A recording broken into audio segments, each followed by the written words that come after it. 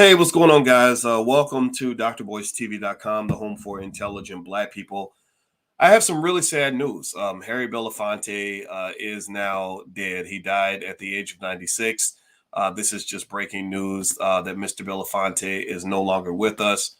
And let me tell you, I had to take a moment to pay tribute to this great Black man because Harry Belafonte was just so one of a kind. I mean, he wasn't just super talented. He was also pro-Black. You know, he also took a lot of stands for the Black community. I think he had a life worth celebrating. And I just want to take a moment to, in case you don't know that Belafonte just passed, I wanted to share that with you. But then also I wanted to just kind of pay tribute and just kind of take a minute to kind of acknowledge his greatness and his contribution to the world. So I don't know if you guys saw this or not. Let me know. Give me a yes if you heard about this. So he passed at the age of 96, and let me look in here, and I had some information on his life because I want to talk about this. He was born in March 1st, 1927, and he died today, April 25th, 2023. He was an American singer, activist, and actor. He was arguably the most successful Caribbean American pop star. He popularized Jamaican mento folk songs which were marketed as Trinbagonian calypso music style. He was best known for his recordings, the Banana Boat song with its signature Day-O lyric, Jump in the Line, Jamaica Farewell. He recorded and performed in many genres, including blues, folk, gospel, show tunes, American standards. He was considered the actor, singer, and activist. He had Paul Robeson as a mentor. He was a close confidant of Martin Luther King Jr. during the civil rights movement of the 50s and 60s. As he later recalled, Paul Robeson had been my first great formative influence. You might say he gave me my backbone. Martin Luther King was my second. He nourished my soul.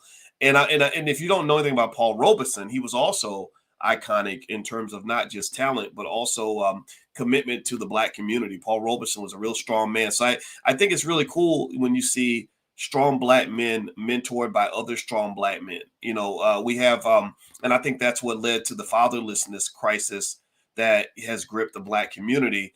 They don't want strong Black men teaching other Black men how to be Black men. They want Black men to be taught how to be men by either weak men or women.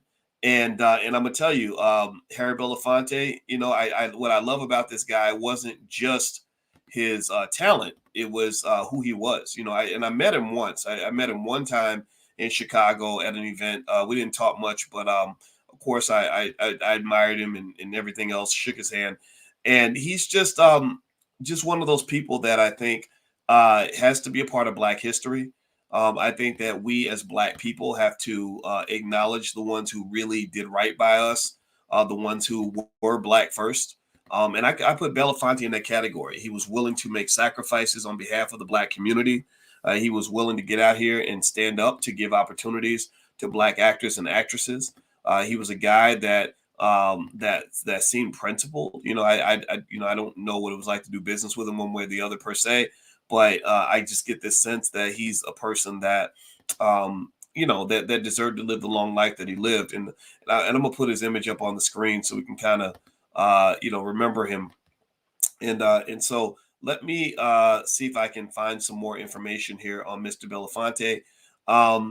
Let's see here. He was an advocate for political and humanitarian issues such as the anti-apartheid movement, USA for Africa. From 1987 until his death, he was a UNICEF Goodwill Ambassador. He was a vocal critic of the policies of George W. Bush.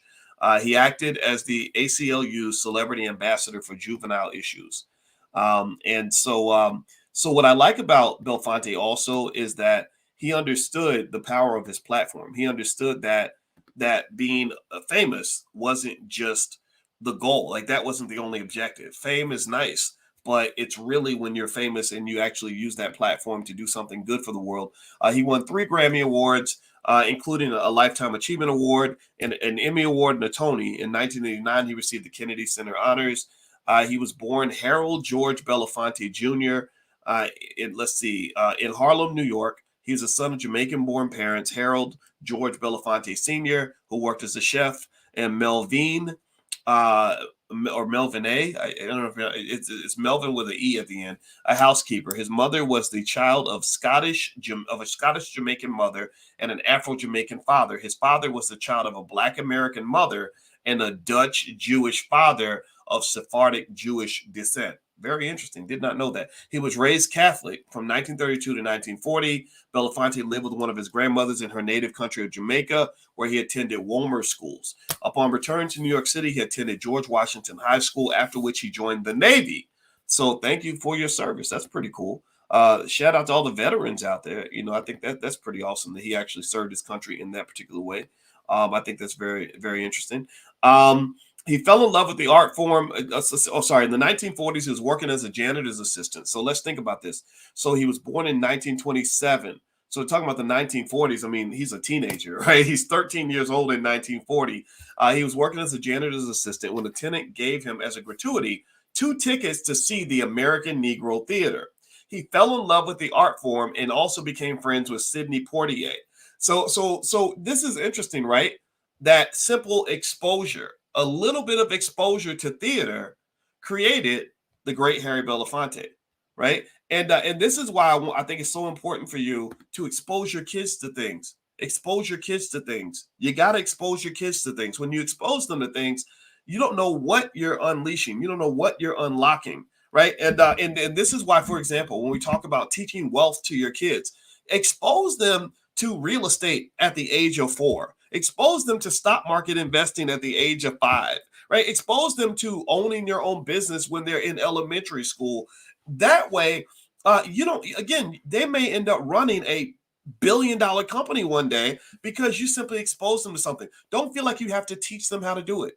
You see, the person that got Harry Belafonte acting was not the person who taught him how to be an actor, right? The person who got him interested in the theater just gave him 2 tickets.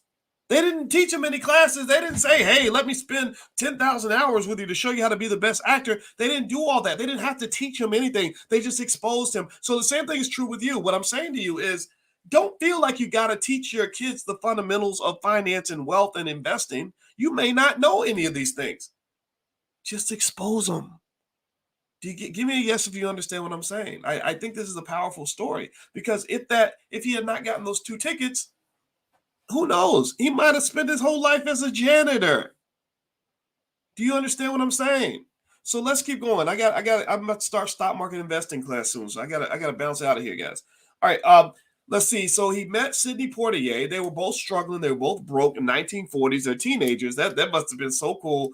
The financially struggling pair regularly purchased a single seat to local plays, and they traded places between acts. So he and Sidney Poitier would buy 1 ticket and then trade seats. That is so cool.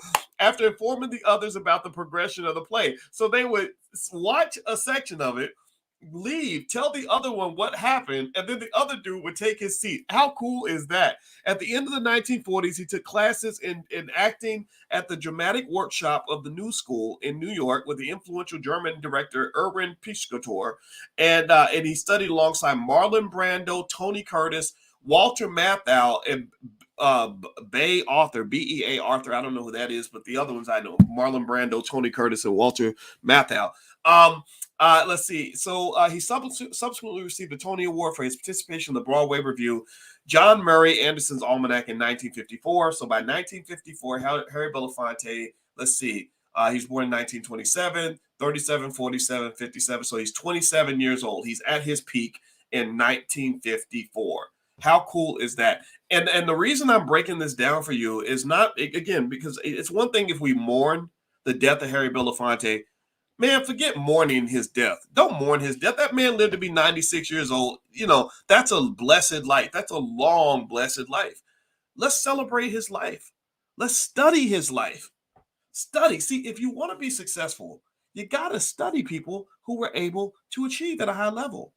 You got to say, well, how did they go from where I am to where they ended up? How did they start from the bottom, now they're here? How did they start with nothing and end up with something? That's what you do. You figure out, well, what were the inflection points? In mathematics, we call that an inflection point. An inflection point is where you have a kink in the curve, right? So you're operating here, and then boom, You suddenly are on an upward trajectory, the inflection point. You study the inflection point. What happened that led to that trajectory? And then on the downside, if there's an inflection point going downward, you study that too. At what point did he start going down? At what point was he going up, up, up, and then he started going down like an airplane? If an airplane is going up and then it starts going down suddenly and losing altitude, you go study why it lost altitude. So what I want you to do, and this is for anybody that wants to be successful. How many of you want to be successful? How many of you want to have successful kids? How many of y'all want to win? If you're in that category, put a yes in the chat. I want you to speak it into existence. I think you should go study people who have done things at a level that you want to do. This is what I've done my whole life. I would look at people who used to be, when I wanted to be an entrepreneur, I would listen to podcast after podcast of people who started where I was and ended up running multi-million-dollar companies. I was like, okay, what was the inflection point? What did they do different?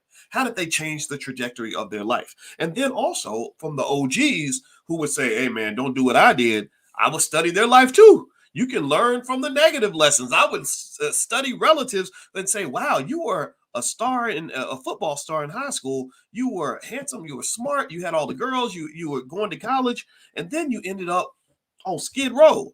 What was the what happened? What happened? Oh, well, I got cocky and I started, Okay, well, I got a note to self. Like, this is what I got to watch out for.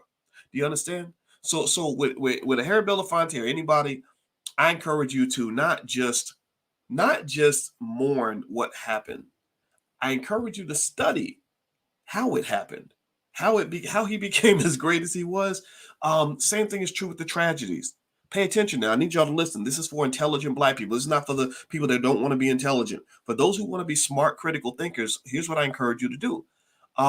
Whenever there's a tragedy in the Black community, I want you to watch how everybody will be, RIP and prayers up. Whenever something happens, somebody died of a drug overdose. When Whitney Houston died from a drug overdose way too early, everybody was sad about Whitney, and nobody took the time to do the goddamn autopsy to really understand the inflection points. What happened in the life of Whitney Houston that caused her life that was doing like this to suddenly do that? What caused the plane to lose its altitude? That's how you learn. That's how you grow. That's how you avoid passing generational curses onto your children. And it doesn't mean you're being insensitive. And that's the thing. People are like, oh, you're being insensitive. Like if when Whitney passed, if you were set to say like, this is kind of why we as Black people got to watch out for drugs, because drugs will take you places you never intended on going. It's like, oh, well, you being insensitive. You being mean. Da, da, da. No, I'm not. I'm being as kind as I know how to be, because I'm telling you that I don't want her life to be in vain. I want us to learn from the mistake. I want us to figure out what happened here so we can make sure our kids don't end up where Bobby Christina ended up. That was her daughter, who also died way too young. You're not being insensitive when you're being analytical. You're not being insensitive when you're being proactive. You're being as sensitive as a person can be. A person who warned you about the dangers ahead cares about you more than any of the motherfuckers out here who sit here and make you think everything's okay right as you're going right into another train wreck. Do you understand what I'm saying? So I just want to say this. I got to go. We're starting stock market investing class soon. You can join at my web. You go to boycewatkins.com. You can feel free to sign up. We do stock market investing every Tuesday. But I had to take a moment to shout out the OG, Harry Belafonte. Just such a great man. Such an extraordinary man. He just passed, 96 years old. A long, blessed, healthy life. I just think when you talk about living your best life and making it all worthwhile and getting the most out of this time you have on earth, Harry Belafonte is at the top of the list. So RIP, brother. Congratulations on your graduation. He's graduating to the next level. He's graduating to heaven. He's graduating to the arena of legends. And I'm going to another graduation for my uncle John.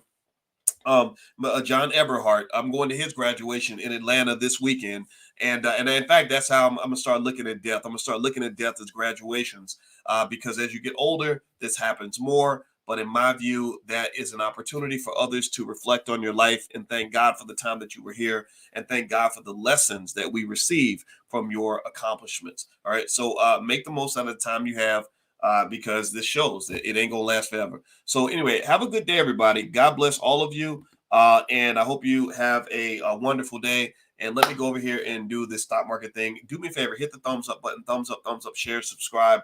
Also, if you go to boycewatkins.com, I have a list of AI stocks that I'm buying. Feel free to go to my website and take a look at that. And also, you guys know I have a new book out called The 10 Commandments of Black Economic Power. It's on Amazon. It's a bestseller. Feel free to go look for The 10 Commandments of Black Economic Power. I guarantee you it'll make a big difference in your family. I guarantee it. All right, guys, have a good day. Thumbs up, share, subscribe. I'll see you soon. Take care now. Peace.